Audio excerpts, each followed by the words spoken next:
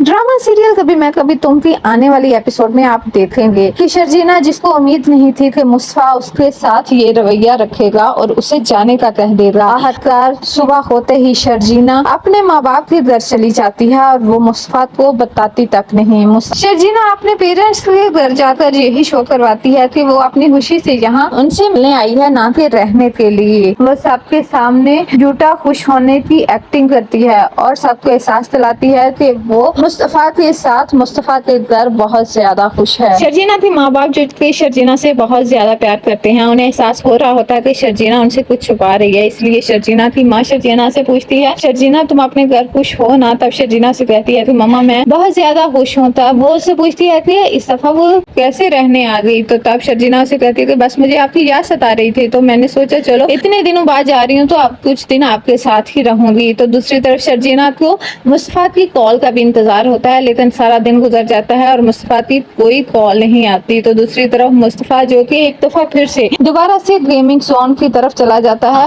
और सारा दिन गेम्स खेलता रहता है। वो अपने कमरे की भी बुरी हालत कर लेता है, उसे कुछ नहीं मिल रहा होता और ना ही कुछ अच्छा लग रहा होता है। उसे शर्जीना की बहुत ज्यादा याद सता रही होती है।